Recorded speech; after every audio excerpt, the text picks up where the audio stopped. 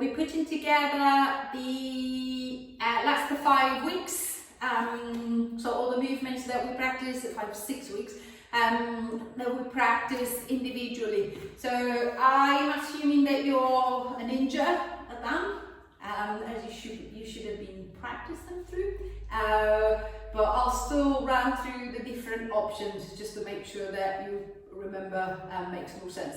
So using the option that suits you better, if you know something that works the best for you, just go for it. We're going to start off lying down on the back. So I'm just going to set myself down, hugging both knees into the chest, so rocking the legs forward and back a few times. Same as usual, if I'm struggling to get into this position, I'm just going to add a little aid. So I'm just going to roll the mat or towel and then just wedge it under the tailbone so that the hips are held into that curled position. The lower back is pressing into the ground as I'm down into imprint. I can hold the legs here, no problems. Once the legs are set, then I'm going to focus on the right. I'm going to extend the right leg and then reaching with the hands at the back of the leg wherever it's easier. I'm going to pull the leg gently towards me until I can feel a little stretch down the back of the leg.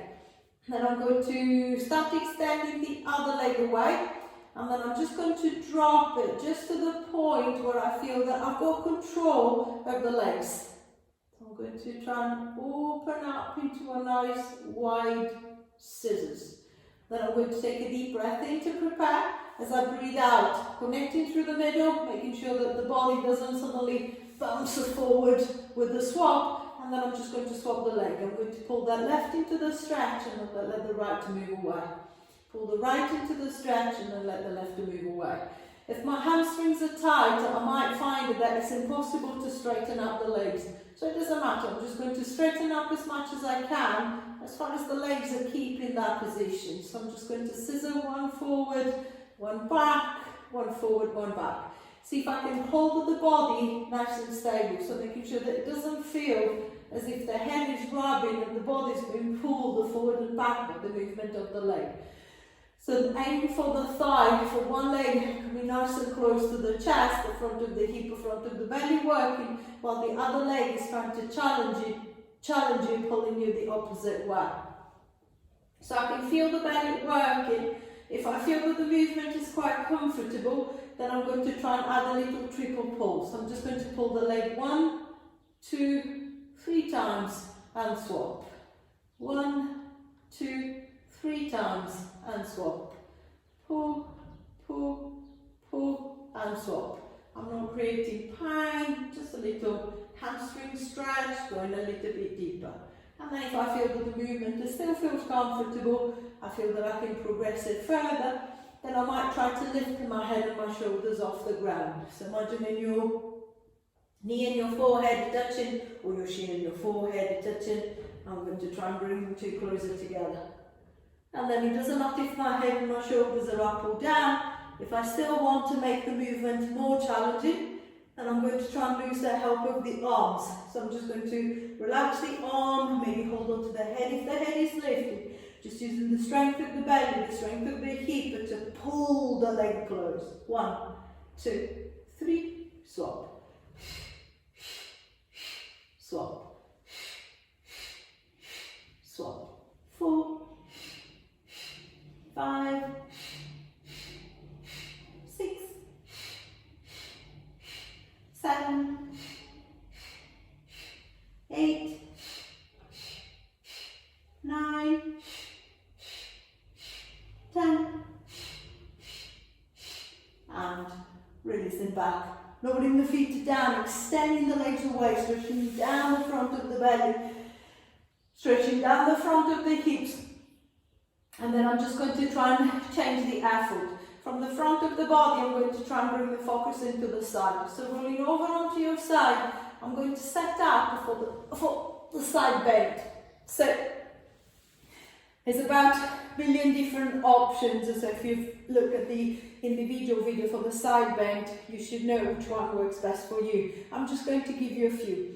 So if my shoulder is not good, so I know that I can't put weight onto the arm, too much pressure, too much pain, I'm just going to stay on the side. I'm going to set the arm in a comfortable position, block under the head, wrap the arm around the side, and then I'm going to try and side bend from here. So I'm going to try and lift up from the side of the waist, through the side of the rib cage. I'm not pushing through the arm, I'm just trying to lift through the middle and then drop.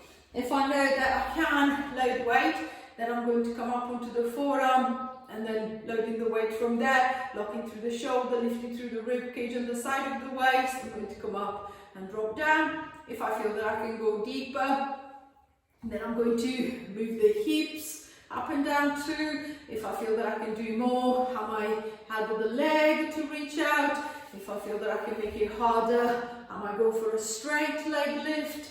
If I want to make it even harder, I might go into a balance lift. 5. Try not to sag into the shoulder, always pushing the floor away. 4. 3. Relaxing the neck. 2. Last one.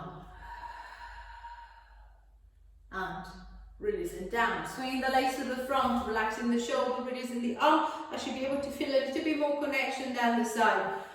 I want to find the same connection, but to the other side. So taking the legs down the other way, I'm going to lower myself down.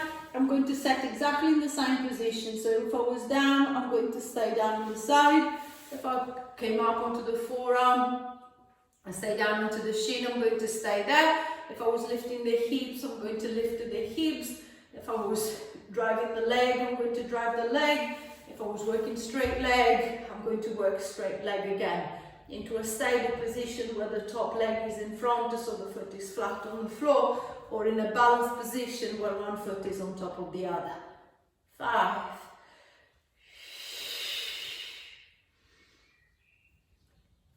4. Connect through the shoulder, relax the neck. 3.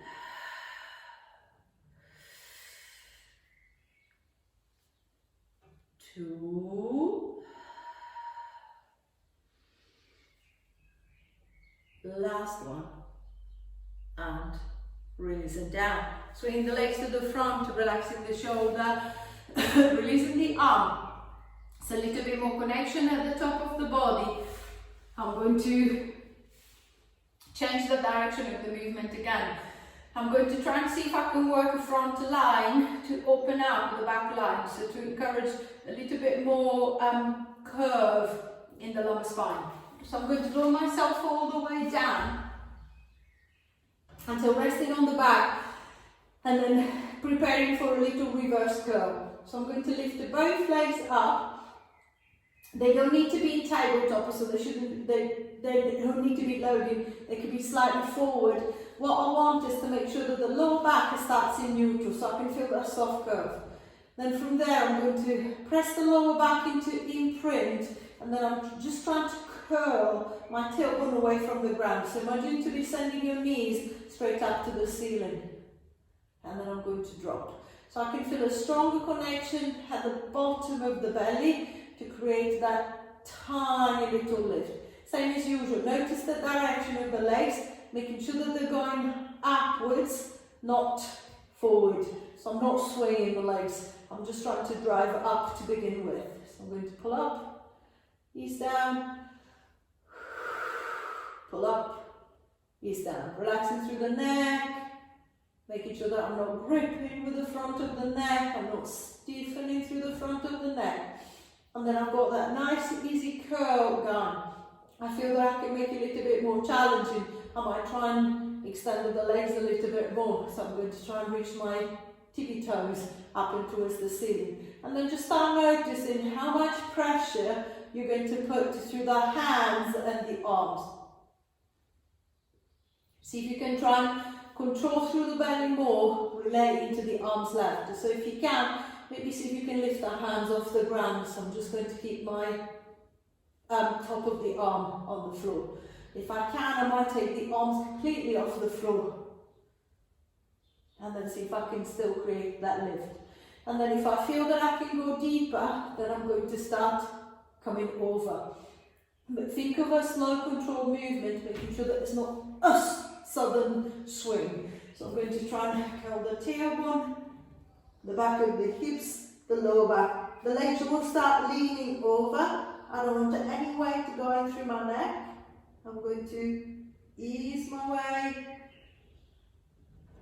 back down gradually, returning into my starting position, and then trying that again. Using the arms to give me a little help, so pushing through the arms to help me lift, encouraging a tiny little swing to help me come up if I feel that I'm absolutely stuck. And then see if I can try and control, control, control, control, control, control my way back down.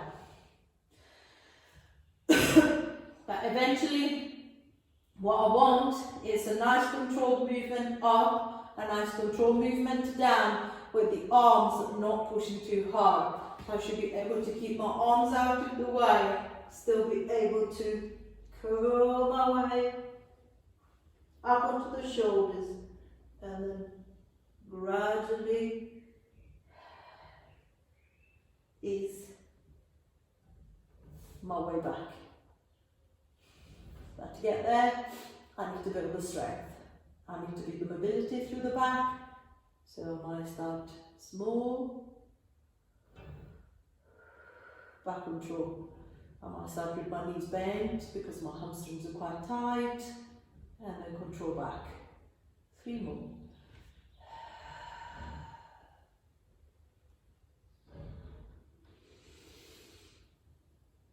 2.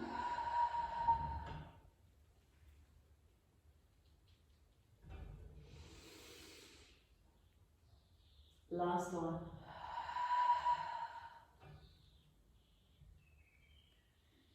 And releasing down. Dropping the feet down, extending the legs away, allowing the front of the hips to open, the front of the belly to have a little stretch. Then when you're ready, reaching forward into the arms, lifting the chin to the chest, lifting the head, lifting the shoulders, strong through the center, all the way back up to the top. As you reach the top, I'm going to set myself into the last of the movements that we're going to be practicing, which is the rolling like a ball. If you know that you are osteoporotic or borderline, so you've got osteopenia, then I suggest you stick to the first option, that's it, no rolling. If you know that there is no issue, no problem, and you're happy with it, just go for the full roll. Make sure that there is nothing behind you. You don't want to bang the head against anything. I'm going to tap the hands around, the shins around the knees, and then same as you did on the reverse roll, see if you can try and round through the back as much as I can. So I want to try and get my back into that nice rounded shape that is going to allow me to rock forward and back. I'm going to give a little tap to the legs and then see if I can come up onto the toes and then gradually lift the toes off the ground. So think of yourself like a little ball. So I'm going to try and tap myself, make myself as rounded as possible. And then I'm just going to try and rock back onto the tailbone a little bit more and then forward. Back onto the tailbone and then forward. So I'm just going to try and get the little movement, see how far I can push it before I feel that I'm losing the balance, or feeling the belly tensing to prevent you from falling back or from dropping back. And then if I feel comfortable with the movement and I want to progress, then I'm going to roll. So I'm going to roll back, tap the chin to the chest, and then roll up again. Ideally, I would want to keep my feet off the ground. To begin with, I might have to put them down, as I need to control the strength and the momentum that's going to bring me back up again. See if I can stop before the feet touch the ground. So I'm going to roll back and then come back up. Roll back and then come back up.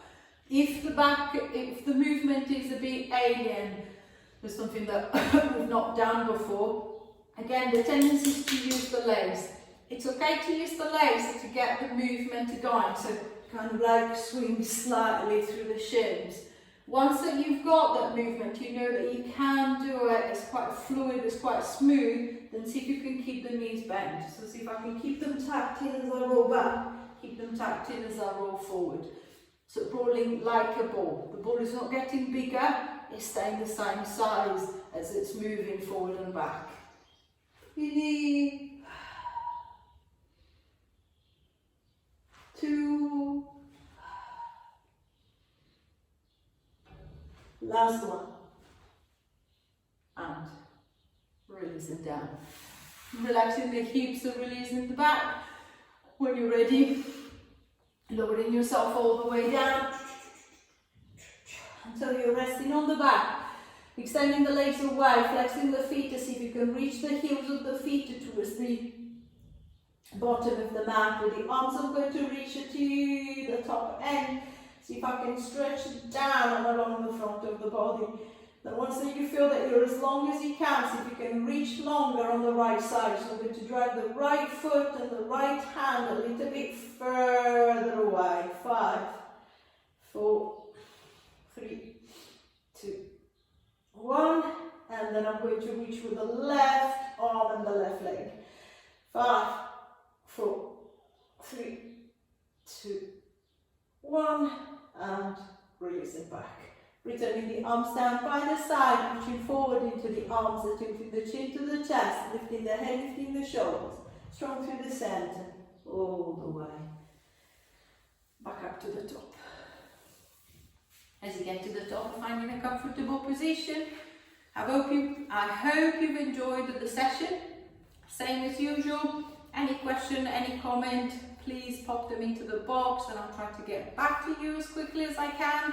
And remember, the individual movements won't be on the channel any longer. They will be moved to our membership site, My Pilates Life membership. You can find the link, you can find the information on the description, video description in the box underneath. So if you're interested, go and have a look and join us at the membership site. I think that's it. Bye for now.